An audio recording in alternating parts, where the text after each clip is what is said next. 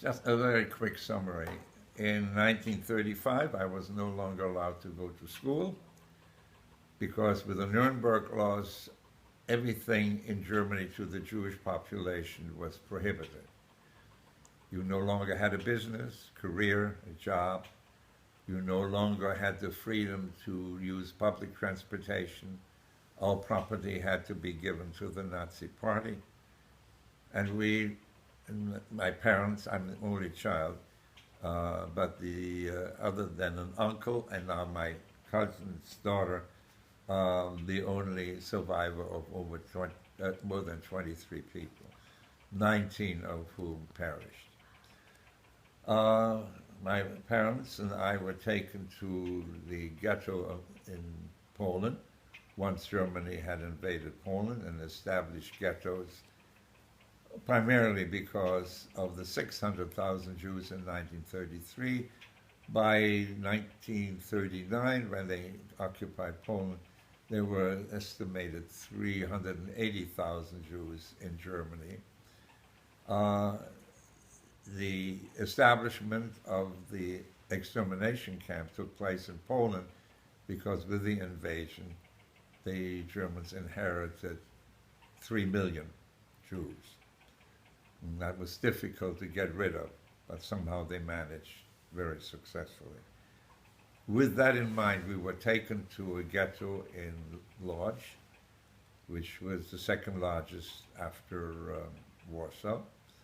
And then my dad died of malnutrition within 6 months of arrival.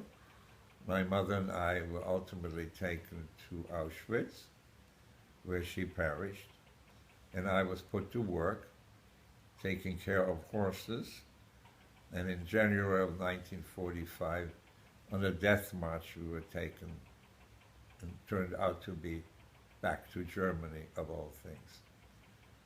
And there were very, very few German-born Jewish survivors under the age of 18, found in all the camps after the war. Wow. So your dad died of malnutrition in the ghetto. So there was very little food there. You received 1 loaf of bread for the week per person. And when you worked, which everybody had, most of them, you were given a watery cabbage soup with, when you're lucky, to find once in a while a piece of potato in it.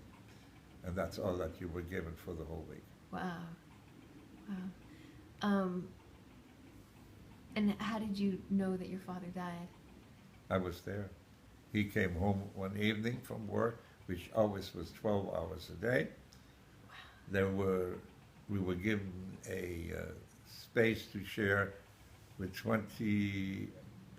18 other people in a small room. No furniture, gas, heat, water, sanitary. And you had to take turns of stretching out at night. You were just on the floor, no furniture. And he came home and he leaned against the wall and simply kind of fell over and fell asleep and passed away. Wow. How old were you? At that time, I was 16. You were 16, okay. So when you were taken to the ghetto, you were 12, or how old were you? How old were you when you were taken to the 13. ghetto? 13. Okay. 2 weeks before, by my wits, I did not make it to November. Wow. Yeah. Got it. Okay. And then your mom, how did she pass? How did she die? We were caught in a trap in the ghetto. We were put on a train, and the next day it arrived in Auschwitz. We were unloaded viciously and, what you might say, violently. Were separated between men and women. My mom was taken forcefully to the opposite side of the railroad platform, where she merged into a slowly marching column of women going to the end of the platform. And that was the last I saw her. And they marched right away into the gas chambers. Wow. And crematoria. Yeah, I'm going to have to